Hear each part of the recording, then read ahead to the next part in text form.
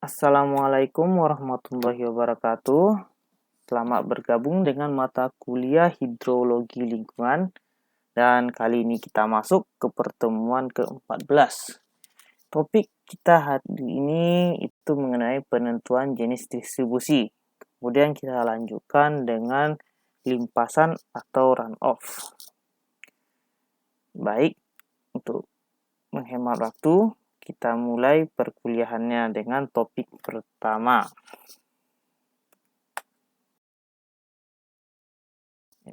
Penentuan jenis distribusi. Jadi topik ini sebenarnya adalah lanjutan dari mata kuliah kita yang sebelumnya mengenai perhitungan distribusi hujan. Dan kenapa jenis distribusi ini perlu ditentukan? Pertama itu perhitungan distribusi yang digunakan haruslah sesuai dengan sifat-sifat dari distribusi tersebut. Karena uji kecocokan distribusi juga digunakan untuk mengetahui jenis metode yang paling sesuai dengan debit atau curah hujan di daerah tersebut. Jadi menyangkut apakah data itu bisa digunakan di daerah tersebut atau tidaknya. Kemudian pengujian juga bermaksud untuk menentukan apakah persamaan yang dipilih dapat mewakili distribusi secara statistik dari sampel yang dianalisis di daerah tersebut. Jadi ini adalah perhitungan statistik untuk menguji kevalidan data apakah sesuai dengan daerah studi atau tidaknya.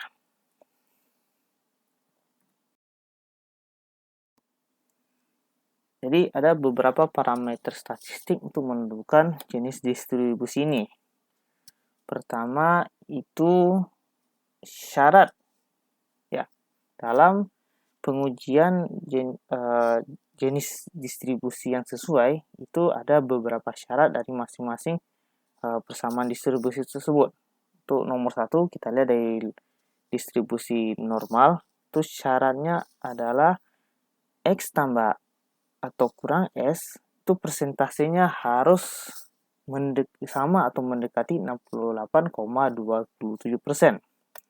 Sementara syarat kedua adalah X rata-rata plus atau minus 2S. Ya, S ada standar deviasi. Jika ada yang tidak tahu dengan simbol-simbol ini, itu haruslah sama atau mendekati 95,44%. Dan syarat ketiga yaitu CS. Ya, nanti saya akan jelaskan apa itu koefisien-koefisien atau simbol-simbol ini. Untuk normal CS harus sama atau mendekati 0. Sementara CK itu harus sama atau mendekati 3. Inilah 4 syarat untuk distribusi normal. Dan syarat ini haruslah terpenuhi semuanya. Syarat kedua itu untuk log normal.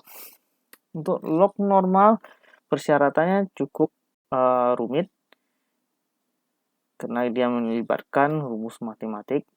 Pertama itu CS harus sama atau mendekati CV pangkat 3 tambah 3 kali CV. Dan syarat kedua adalah CK haruslah sama atau mendekati CV pangkat 8 ditambah dengan 6 CV pangkat 6 tambah 15 CV pangkat 4 tambah 16 kali CV kuadrat tambah 3. Dan pengujian berikut itu untuk gumbel. Ini lebih sederhana. Hanya ada 2 poin, yaitu CS mendekati 1,14 atau CK mendekati 5,4. Jika ketiga persamaan distribusi ini tidak memenuhi, maka pada proses akhirnya kita akan menggunakan persamaan log Pearson tipe 3.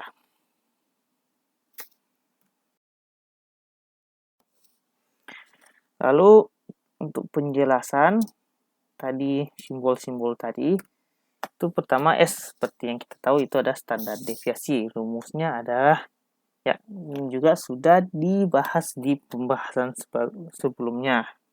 Akar dari sigma X1 XI atau X nilai data curah hujan per tahunnya dikurang dengan X rata-rata dikuadratkan per N kurang 1. N adalah jumlah tahun dari data dan yang kemudian diakarkan. Kemudian apa itu CS? CS adalah koefisiensi kemencengan. Jadi jika data kita ada kemencengan, maka dengan masukkan koefisien ini dia akan mengkoreksi nilai kemencengan tersebut. Rumusnya adalah N dikali dengan sigma X1 kurang XI kurang X rata-rata pangkat 3 dibagi dengan N kurang 1 dikali N kurang 2 dikali dengan standar deviasi atau X pangkat 3. Di sini kita akan menggunakan nilai X. X dikurang dengan X rata-rata pangkat 3. Kemudian ada koefisiensi kurtosis. Ini juga menyangkut dari apakah datanya itu membentuk kurva atau tidak. Jadi ini adalah perhitungan statistik untuk mengkoreksi adalah jika ada data yang mengalami lengkungan. Nilainya adalah CK sama dengan N dikali dengan sigma XI dikurang X rata-rata pangkat 4 per N kurang 1 kali N2 N kurang 2 kali N kurang 3 S pangkat 4. Jadi untuk koefisiensi kurtosis ini menggunakan pangkat 4. Terakhir adalah koefisien asimetri, itu menguji apakah data itu bersifat asimetri atau tidaknya. Untuk rumusnya ini sangat sederhana, yaitu CHV sama dengan S standar deviasi per X rata-rata.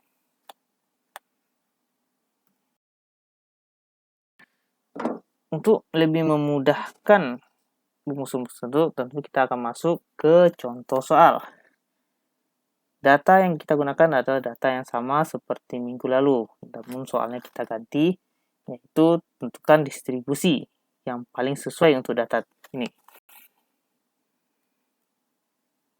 Jadi sebenarnya untuk perhitungan dalam teknisnya, langkah ini yang pertama digunakan, namun mengingat untuk memudahkan pemahaman terhadap perhitungan statistik, kebanyakan buku teks yang memilih untuk membahas topik ini di bagian-bagian terakhir pada seluruh pembahasan mengenai penentuan curah hujan buatan ini. Solusinya adalah ini sama seperti minggu-minggu yang lalu. Kita harus mencari X total dan X rata-rata. Ya, dengan perhitungan yang sederhana, cuma menjumlahkan dan membagi, kita akan mendapatkan X total dan X rata-rata. Ini sangat mudah sekali. Untuk mahasiswa teknik ini sudah makanan sehari-hari dan mungkin tidak akan ada masalah. Langkah kedua adalah cari selisih antara curah hujan per tahun atau ini yang XI dengan curah hujan rata-rata. Tambah satu kolom dan XI-nya kita kurang dengan nilai X rata-rata. Ada minus, tidak ada masalah karena nilai ini tidak akan dipakai dalam rumus. Kemudian selisih ini untuk pengujian bersama distribusi kita pangkatkan dengan 2, 3, dan 4. Sehingganya simsalabim dan akan menjadi seperti ini. Bagaimana selanjutnya? Ya, kita totalkan yang kuadrat pangkat 3 dan 4 ini. Tiap ukurannya kita tambahkan dan kita cari rata-ratanya.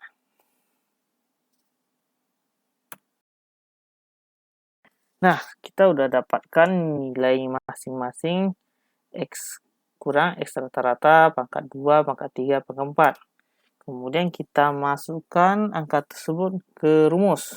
Untuk pangkat, untuk kuadrat, kita masukkan ke dalam standar deviasi. Ya, ini sangat gampang. 1631,56. Bagi yang mungkin tidak bisa nangkap, coba dicek lagi ke tabelnya, itu bagian bawah dari total dari X1 kurang X rata-rata kuadrat itu nilainya 1631,36. Dibagi 14, karena data kita ada 15 dikurang 1, hasilnya adalah 14. Kita bagi dan kita akarkan, itu hasilnya langsung saya cari dengan kalkulator, dapatnya 41,81. Berikutnya yaitu mencari koefisiensi kemencengan, yang di sini adalah nilainya pangkat 3. Ini untuk memudahkannya aja, kemencengan itu pangkat 3. Nilainya juga sudah dapat, tinggal masukkan 15 kali 139.348,34. Ya, angkanya cukup panjang dan bertele-tele. Lalu dibagi dengan N kurang 1, 15 kurang 1, 14. N kurang 2, 15 kurang 2, 13. Dan S yang sudah kita dapatkan dengan perhitungan sebelumnya, yakni 41,81. Tinggal dikalikan dalam kalkulator, hasilnya adalah CS sama dengan 2,36.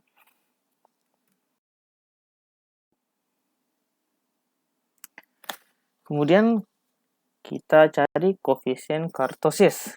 Kurtosis ini pangkatnya adalah 4.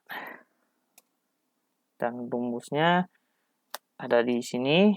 Kita cek lagi ke tabel yang telah kita buat. Hasilnya adalah 15 kali, ya silahkan dilihat angkanya. Dan di bawahnya adalah 14, 13, 12. Dan S standar deviasi 41,181 pangkat 4. Bisa dengan perhitungan di kalkulator, kita akan mendapatkan nilai CS-nya ada 0,65. Terakhir adalah koefisiensi asimetrik. Ini rumus yang paling gampang, yaitu S dibagi dengan X rata-rata. 41,81 dibagi dengan 129,33. Hasilnya adalah 0,32. Ini baru nilai CK, CS, CV, dan dan standar deviasi.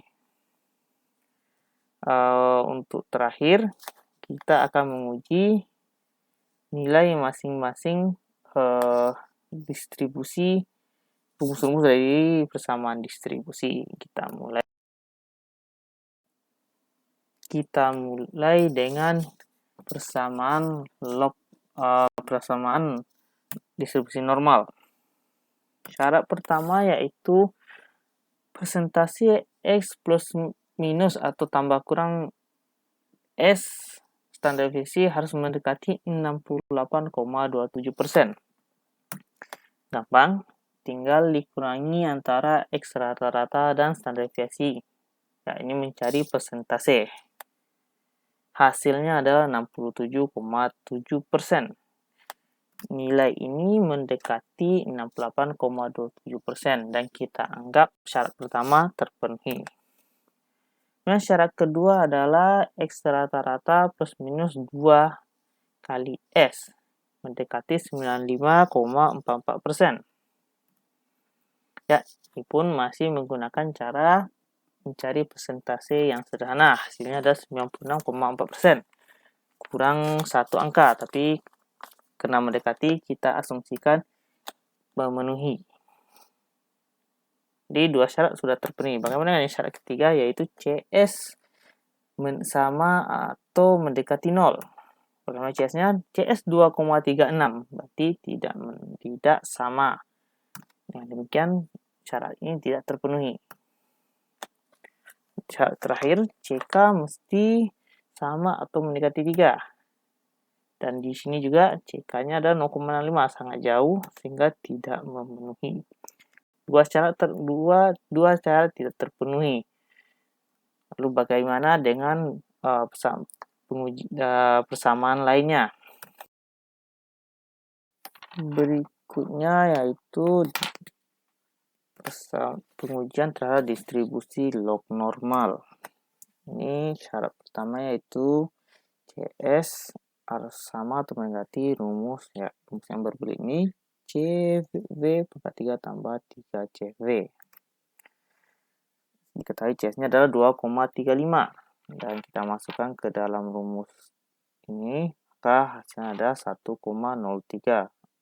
Nah, di sini nampak kalau ternyata nilainya tidak sama, artinya syarat 1 tidak terpenuhi. Berikut ada syarat kedua yang CK adalah dengan rumus, ya silakan dilihat di slide karena rumusnya cukup panjang. CK-nya adalah 0,65 dengan memasukkan nilai CP 0,32, maka didapatkanlah nilainya adalah 4,85. Ini sangat berbeda jauh dengan CK yang 0,65, maka ini bisa dikatakan tidak memenuhi syarat. Nah, ini adalah log normal. Bagaimana dengan berikutnya yaitu dengan pengujian distribusi Gumbel. Syarat pertama yaitu CS mendekati 1,14 dan ini jelas tidak sama karena CS adalah 2,35. Ini dikatakan tidak memenuhi. Syarat kedua adalah CK mendekati 5,4. CK sama dengan 0,65. Jelas nilai ini tidak memenuhi. Nah, udah berarti dengan demikian ketiga persamaan distribusi telah kita uji syaratnya. Langkah berikutnya adalah menyimpulkan atau membuat rangkuman mengenai pengujian tersebut. Nah, kesimpulan dari ketiga perhitungan ini kita buat di dalam tabel. Nah, nampak di sini ada tabel mengenai persamaan normal, persamaan log normal, dan Gumbel. Dan kita ketahui untuk persamaan normal dari hasil perhitungan didapatkan syarat 1 dan syarat 2 terpenuhi, oke, namun syarat 3 dan 4 tidak. Sehingga secara keseluruhan persamaan ini tidak dapat digunakan atau tidak memenuhi persyaratan. Kemudian persamaan kedua, persamaan log distribusi log normal dengan menggunakan rumus yang silakan dilihat depan, yaitu nilai CS-nya tidak sama. Maka syarat pertama juga tidak terpenuhi. Begitu juga dengan nilai persamaan CK-nya juga sangat jauh sehingga tidak dapat digunakan. Artinya untuk distribusi log normal persamaan ini tidak memenuhi untuk daerah tersebut. Terakhir adalah Gumbel dan dengan nilai CS yang syaratnya 1,14, maka ini juga tidak terpenuhi, dan CK dengan nilai 5,4 sementara hasil perhitungan adalah 0,65 juga tidak terpenuhi. Karena ketiga syarat dari persamaan distribusi ini tidak terpenuhi, alternatifnya adalah kita akan menggunakan persamaan log Pearson tipe 3 untuk daerah curah hujan tersebut. Nah, inilah kesimpulan atau penyelesaian dari soal ini. Kita bisa katakan ini adalah sudah selesai. Ya, nanti ada latihan 1 untuk menguji dari soal yang kita kerjakan minggu lalu. Silahkan lihat ini nanti di bagian latihan. Oke, untuk persamaan ujian rancangan kita sudah selesai dan kita akan memasuki topik berikutnya.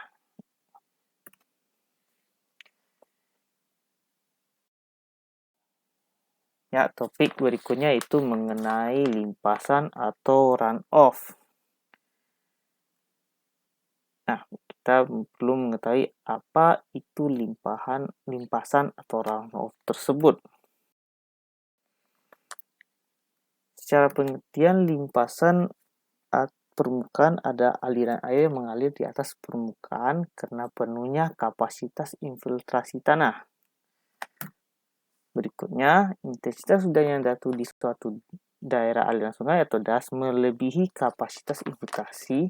Setelah laju infiltrasi terpenuhi, maka air akan mengisi cekungan-cekungan pada permukaan tanah. Setelah cekungan-cekungan penuh, selanjutnya air akan mengalir di atas permukaan tanah. Jadi, limpasannya adalah kelebihan curah hujan yang tidak dapat lagi diserap atau terinfiltrasi dalam tanah, yang kemudian mengalir di permukaan. Dalam kehidupan sehari-hari, kita menyebut limpasan ini sebagai banjir. Bagaimana limpasan ini terjadi? Ada beberapa elemen-elemen meteorologi yang mempengaruhinya. Yang pertama itu jenis presipitasi. Di sini ada jenis presipitasi hujan atau salju. Untuk di Indonesia, kita lebih banyak menggunakan pendekatan hujan karena ya jelas sekali karena di Indonesia tidak ada salju, jadi perhitungan ini sangat dan tidak pernah digunakan. Kemudian ada intensitas curah hujan. Itu tergantung terhadap kapasitas infiltrasi di daerah tersebut.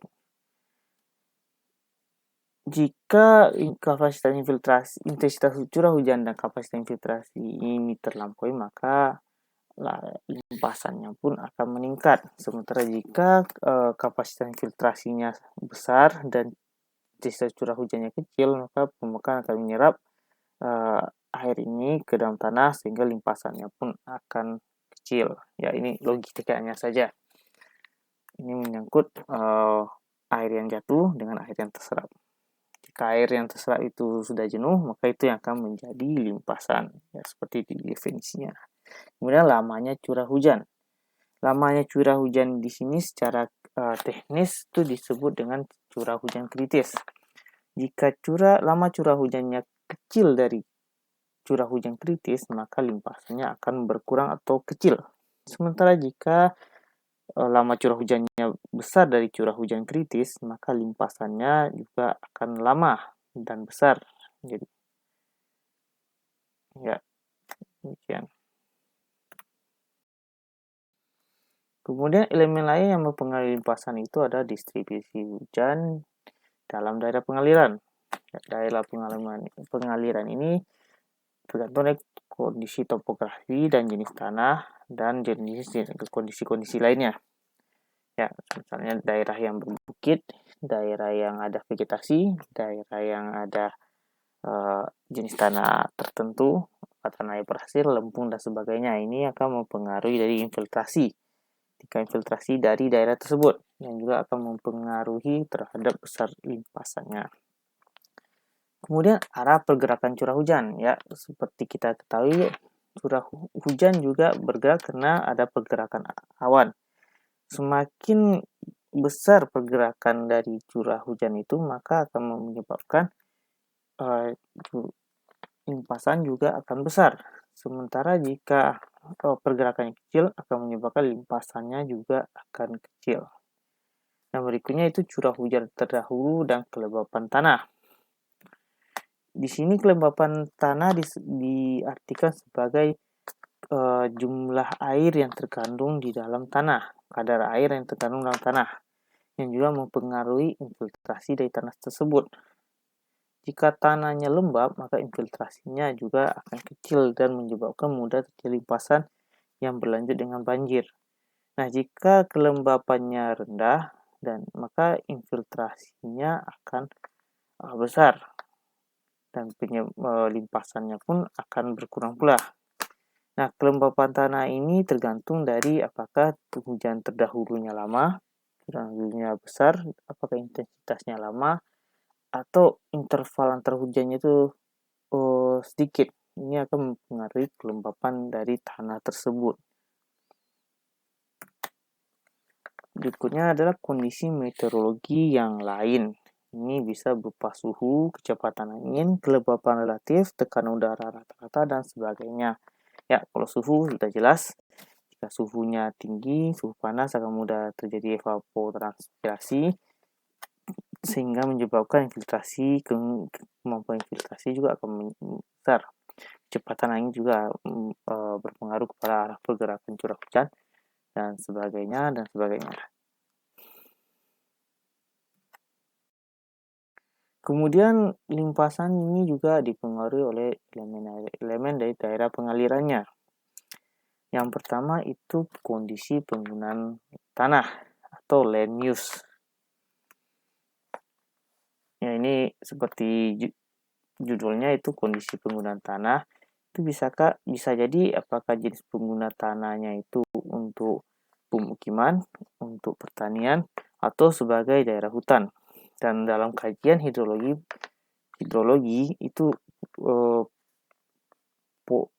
pentingnya hutan itu sangat menjadi perhatian, sebab akan mempengaruhi dari jumlah vegetasi.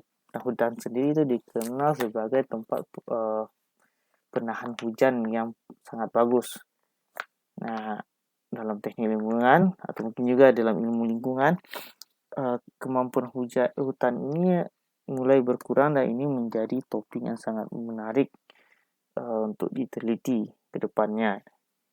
Nah, ini juga akan bisa menjadi jika ada yang tertarik bisa mempelajari lebih lanjut. Nah, kemudian daerah pengaliran tersebut itu menyangkut dari luas, apakah daerah pengalirannya besar atau kecil. Semakin besar maka ya logikanya aja. Kalau daerah pengaliran luas maka limpasannya juga akan besar dan makin lama terjadi, sehingga tekanan pun akan berkurang. Sementara jika limpasannya besar, jika hujannya intensitasnya kuat dan daerahnya kecil, maka ini akan mempengaruhi menjadikan limpasannya itu juga akan makin kuat.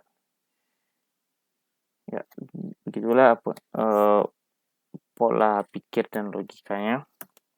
Dan kondisi topografi dalam daerah pengaliran.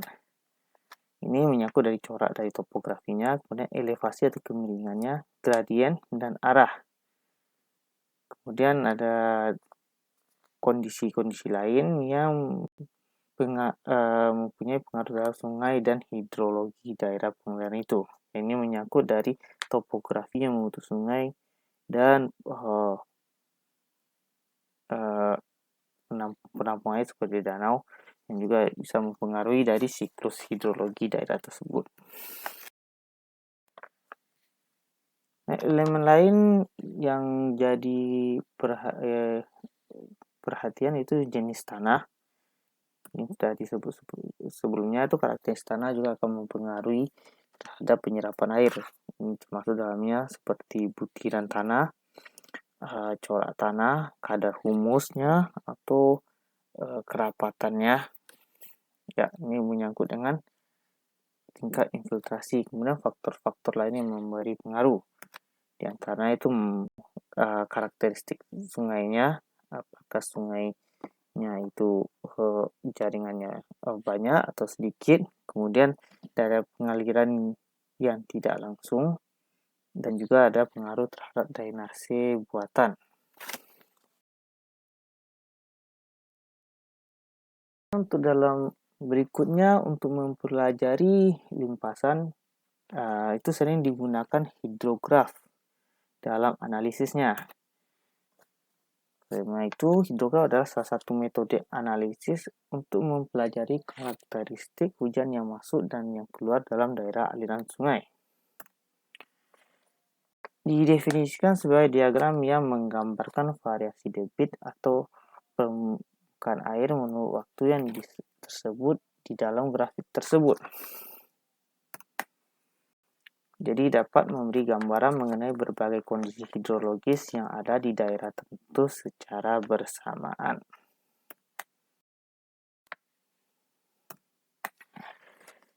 Nah, hidrograf ini ya seperti namanya merupakan grafik yang menunjukkan hubungan antara tinggi muka air atau TMA, bahasa Inggrisnya ada stage, kemudian debit yang bisa dibilang sebagai discharge atau flow atau stream flow, kemudian kecepatan atau karakteristik yang menyangkut terhadap aliran dan juga waktu.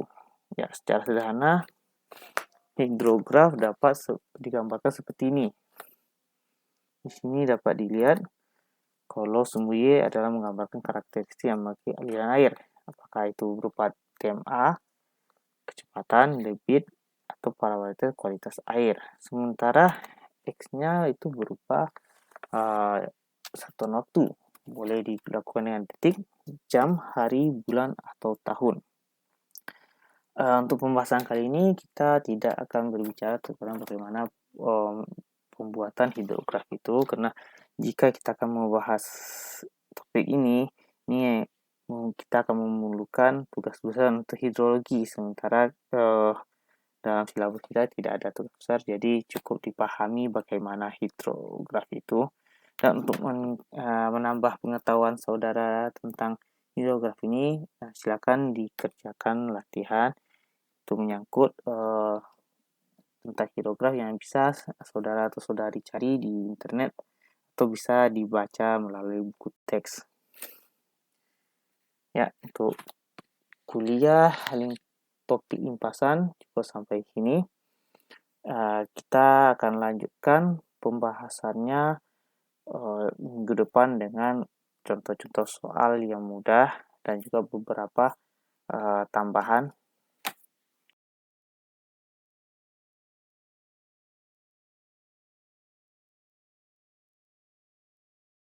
Sampai di sini kuliah kita. Selamat belajar, dan untuk minggu depan kita akan membahas topik terakhir, itu mengenai air tanah. Jadi silakan selamat belajar dan mengerjakan latihannya. Jika ada pertanyaan atau hal yang merasa kurang dimengerti, silakan boleh diposting langsung di grup kita, atau boleh juga kalau langsung tanya ke saya menggunakan WhatsApp atau email.